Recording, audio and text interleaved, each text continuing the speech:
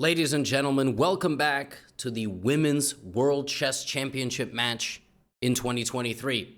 This is contested by Zhu Wenjun, the incumbent champion from China, and Lei Tingjie, the challenger, also from China. In today's recap, I'm going to show you games 3, 4, and 5.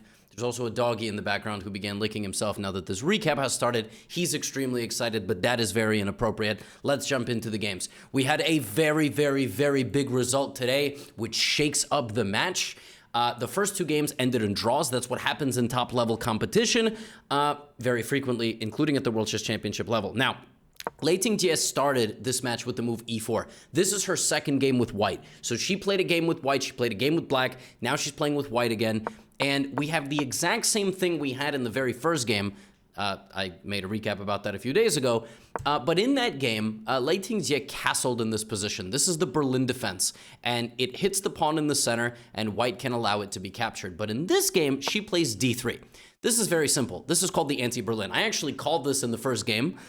In the first game of the match, in this position, I said, I think that the castles move, which was played in game 1, was a filler move. I think that Lei Tingjie did not want to spoil the rest of her preparation. Now that she knows, it's like poker, now that she knows some info about her opponent's repertoire, she comes back in game 2 and she plays d3. Black plays bishop c5. Now there are a handful of lines. All of this is explored at top level constantly. White can play bishop c6. White can play castles. White can play knight d2. In this game, white plays the move c3. Also, I didn't really cover the format, so if you didn't watch the first recap, it's a best of 12. That's very common. I think the other World Chess Championship match was best of 14, but for reasons that we are not going to dive into in this recap, and I probably will make a separate video on men's and women's format, or rather open and women's format in chess. Yeah, they have differences, all right? Don't shoot the messenger. I will get into all that, but not in today's video. Bishop to g5, played by Lei Tingjie. This is a very aggressive move. It's a very aggressive move because after black plays the move d6, really the only way to get rid of this pin is to play h6 and g5, or just accept that the pin exists. Knight bd2, black plays the move a6, and Lei Tingjie, for a second game in a row, has a very pleasant position from the opening with the white pieces. And now she plays d4, which is the entire purpose of playing the move c3. She plays the move d4. In this position, she like, the bishop is committed here, so taking makes a lot of sense. Now this, and the bishop stands back and applies pressure to the center, and now white castles. So white's got a very nice center, supported by the knights. This is all very nice. You may ask why white didn't play e5, because this move simply looks like it should win the knight.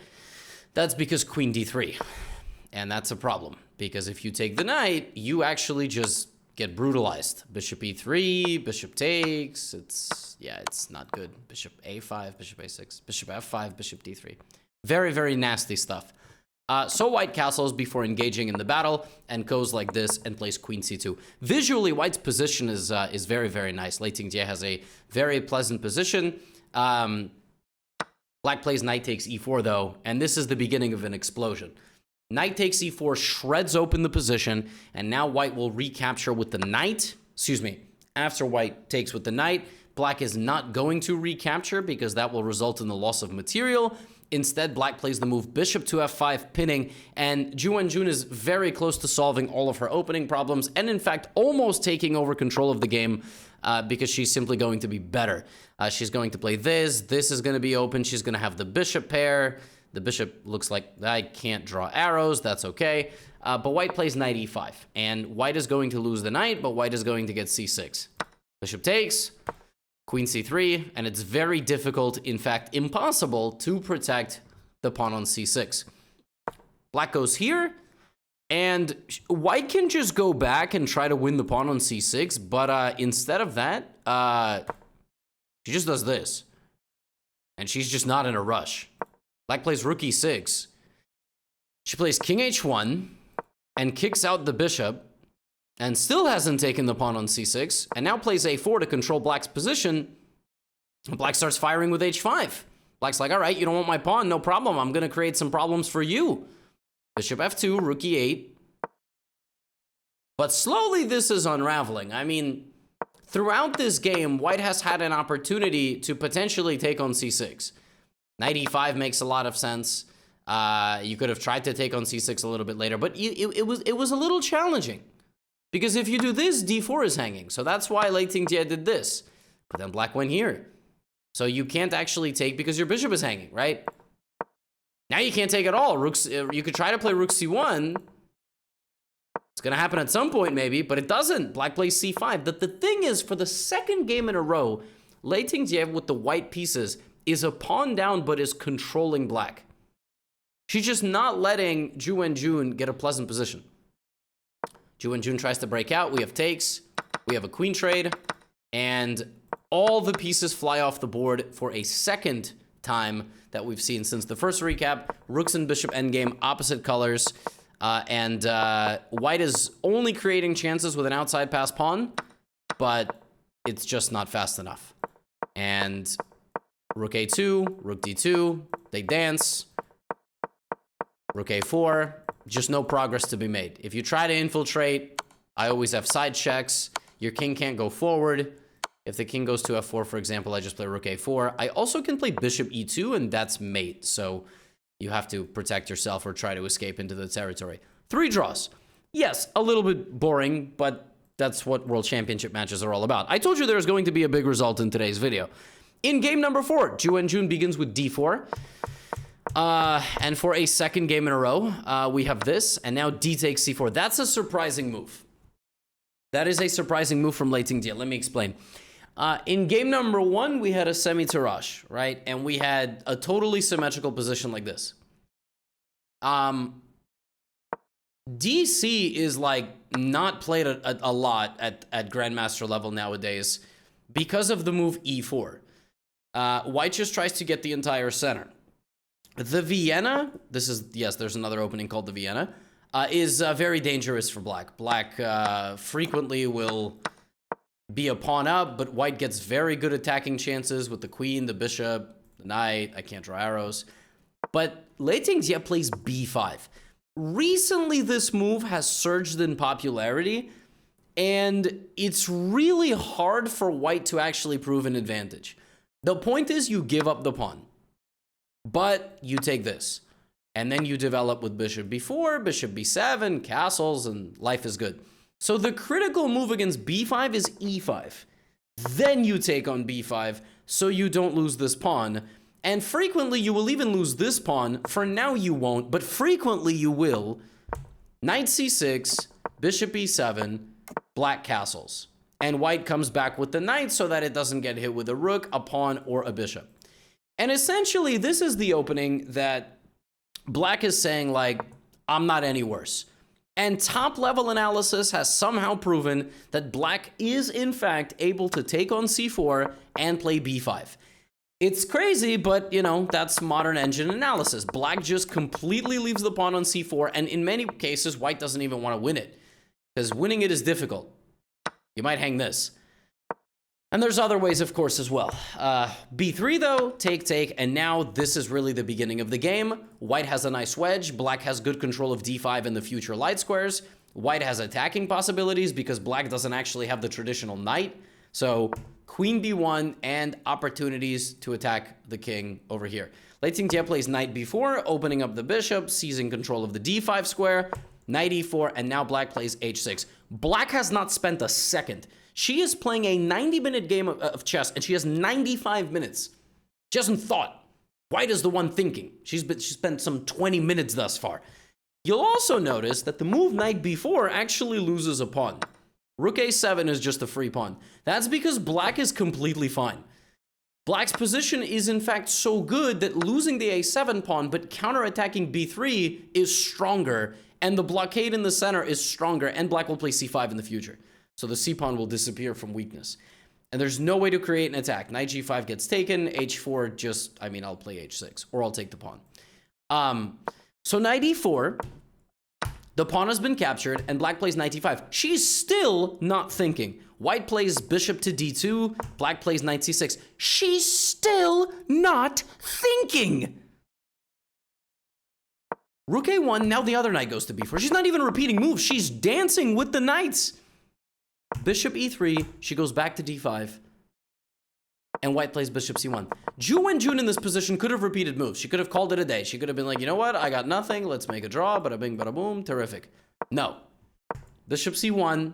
Black counterattacks on the a file. The first time in the game that Lei Tingjie thought was 20 moves into the game. Ridiculous. Rook d1.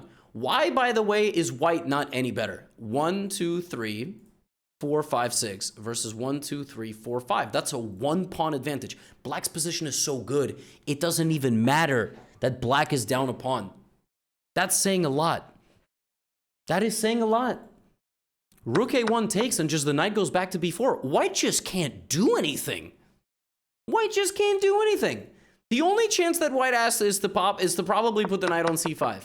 And after rook a8, rook d1, black did not even have to take on a1. Black could have played knight cb4 and just stood there and tried to fight on the a file with the rook and the queen. But the way this happens, now Ju Wenjun gets a little something. Little something. Bishop c6, bishop d2, and now white's advantages off of, like, the defibrillator has been activated, right? Queen a5, but black just brings all the pieces. It looks like white has made some progress because it's 0.2 advantage, but she's down 40 minutes on the clock. She cannot move a single pawn, and frankly, she can't even move these pieces. That gets taken. Every one of these moves gets taken. Bishop c4 just doesn't do anything. Like, if you play bishop c4, you haven't impressed anybody. And if you take, you're a lunatic because you've just lost the bishop and you've made no improvements to the position. So black will play bishop c6 and bring a rook here. So rook c1, and black even, in fact, trades the queens and invites the knight into the position, but just bishop b7. But Ju Wenjun is doing her best. She's doing her best. g5. Lei Tingjie strikes Ju Wenjun down to 17 minutes on the clock to make her 40th move. She now has 10 moves to make. Benji, hi. What do you think of the recap? Are you enjoying? Come here. Yeah. Hi, boy. Yes. Yes. It's a dog intermission. Yes. Yes. Up. Come here. Come here. Oh, he's not. All right. Hey, maybe he'll come up later in the recap. Knight f4, bishop takes, pawn takes, and my friends, I'm not going to spoil too much, but the rest of this game is essentially more of the same. It's white being a pawn up, but being unable to deal with the activity of black's pieces. Look, and black wins the pawn back. And now black has the b pawn as well to potentially march forward. Black is still a pawn down. Black's been down a pawn the whole game, but the advantage has never been much. Ju Wenjun is doing her best, but it goes to another opposite colored bishop endgame. Pawns are going to fly off the board. Rooks are going to fly off the board. And it was tense for a while, and probably the biggest advantage was like 0.3, but there's just no way. If you play e7, I just play bishop f4 check, and then I bring my king. I can also check. And yeah, there's, I got to be a little careful checking, actually. Bishop h5. So probably it's more just like, for instance, king c2, rook c3, king b2, rook e3. This is the way I would do it. If I bring my king, I actually lose because I get checked. You got to be a little careful. Can't be like Gotham making the recaps. But game 4 ends in a draw, which means somebody won game 5. All right. That's what that means. A big 5th game, which actually just finished a couple of hours ago here on July 11th. Here we go. This time, Lei Tingjie goes for an Italian. She was unsatisfied with how the Ruy Lopez was going, so she plays an Italian to avoid the Berlin. Anti-Berlin doesn't really matter. Black plays knight f6. White plays d3. This is called the gioco pianissimo with c3, d3. Nobody's playing the Traxler or the fried liver at that level. Unfortunate, by the way. They really are missing out. And the entire concept here is a slow and steady buildup. Sometimes the pawns on the queen side dance. Sometimes the knight dances out this way. Sometimes white creates an attack. Other times white brings the bishop around. Black tries to play for d5 or this. So we're gonna see. Rook e1, bishop a7, and as we see, it's a very slow maneuvering game, and white plays d4. So white plays in a way where they do not do any slow maneuvering. White attacks the center, and black has to do something, or d5 is coming. So black takes, and white plays with the knight. Pawn takes looks possible, but knight b4 is a problem, and you don't have a convenient way. Like if you're, for instance, just very arbitrarily, like if this was the position, knight b4 wouldn't do much because you have bishop b1 and then a3. and then mate in the future. But in this case, you have to take with the knight. The bishop goes back to d7, and this is kind of like the tense moment in the middle game. Knight to e5, trying to go to c4. White plays knight d2, developing and preventing knight c4. A very tense game. c5, a big decision. You are now putting 3 pawns on dark squares and potentially drastically weakening the light squares and blocking out your bishop. Knight f5 is the best move, but there's nothing wrong with knight f3. Bishop c6. And it's kind of obvious that maybe Ju Wenjun wants to open up with her bishops here. Knight e5, d e5, though, is going to be very hard to unbreak this position. And now white plays a very nice positional move, a4. White's pawn structure here is better because black has overcommitted 3 pawns to dark squares. White fights for the light squares, and this pawn blocks the bishop.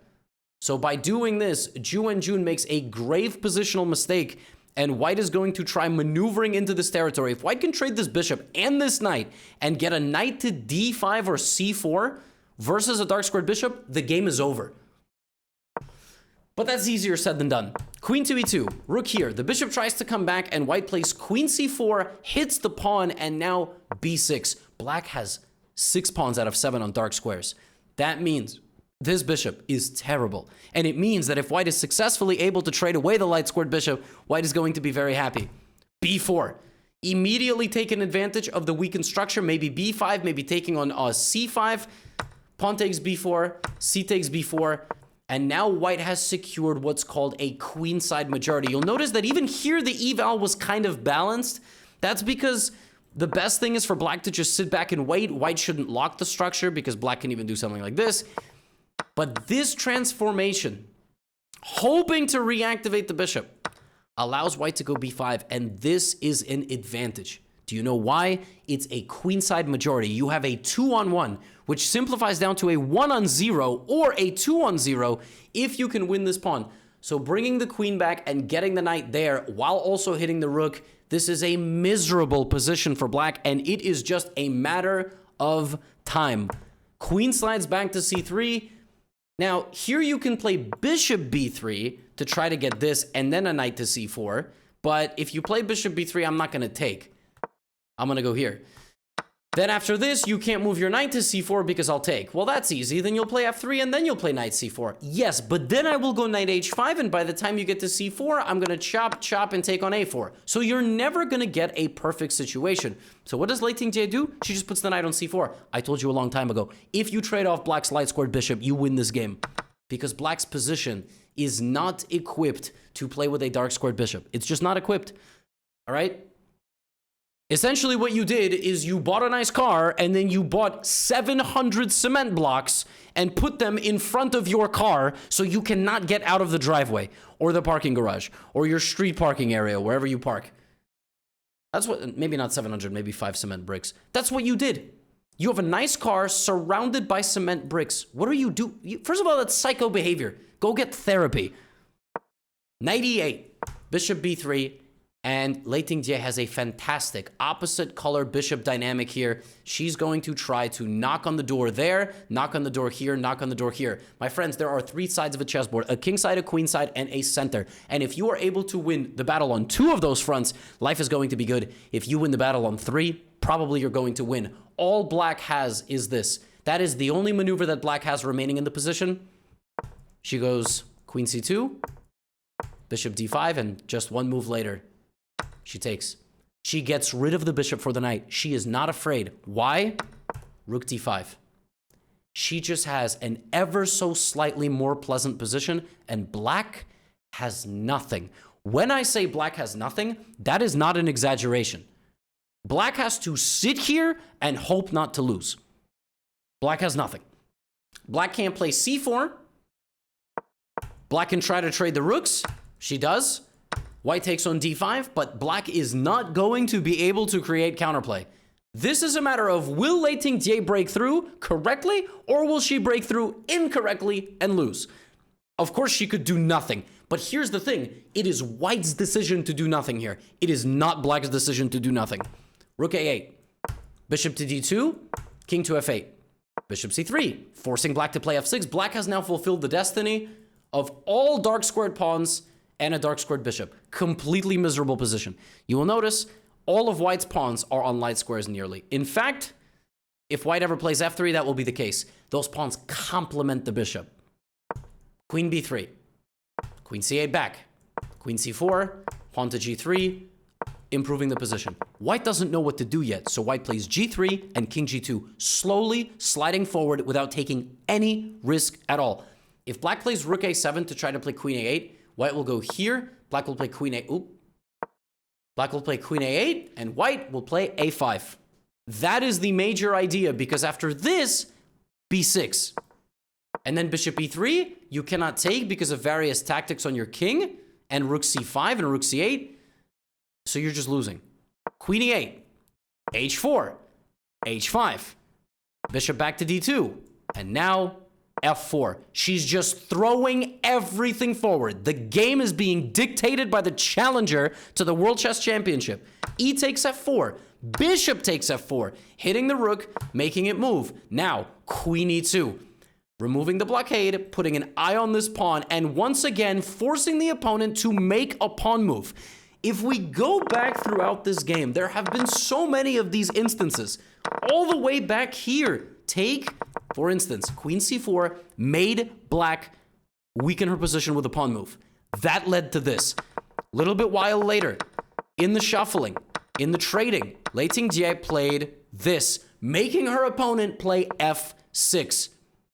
Little while later, she played h4 to potentially completely control the line squares. Her opponent played h5. So what did she do? Made her opponent make a pawn move, made her opponent make another pawn move. You see what happens? You make your opponent come to you. That's what you do. e5. e5 is all a result of a while ago playing f4. This is a master class in making your opponent tie their shoes together and run off a cliff. Either they fall flat on their face or they make it to the cliff. It's a really bad destiny. Queen to f3. Setting up rook to d7, which will just win the game on the spot. Ready to give up the pawn on a4 completely. Because if you take bishop h6, let's say king g8, pawn takes, the king is safe. You're getting through. You're getting through. Pawn to f5. Making her opponent make yet another pawn move. f5. Now the dark squares have been secured. Rook d7.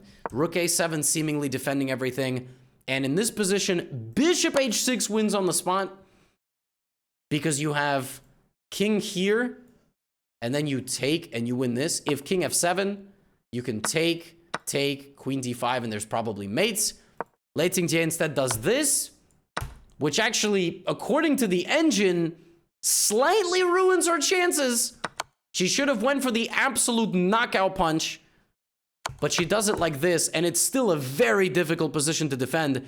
Black apparently has to play c4, bishop c5, but instead black takes the pawn, and white plays rook b7, wins this pawn, and just has two passers. And you're just not going to be able to stop two pawns. Rook a2, rook b2, rook c8, and she wins the bishop. And this is a winning rook endgame. You just need to do it the right way, but it's winning. It's winning because the bishop endgame is winning, and it's winning because the rook endgame is winning. Bishop g5, rook e7 check, and in this position, Ju Wenjun resigned because this endgame is winning for white. The promotion square, even though it's a corner pawn, is the right color. If it was there, this would be a draw. That's just one of the tricky rules of chess. So Lei Tingjie, the challenger to the Women's World Chess Championship, wins game number 5 in an Italian, a very complex back and forth Italian, proving, I think, that there is something yet to be discovered in the Ju Wenjun repertoire. Will Ju Wenjun come back and play another e4, e5? Will she go for a Sicilian? Not sure. But it's 3-2 after 5 games. I will see you in the next video after a couple of rounds. Get out of here.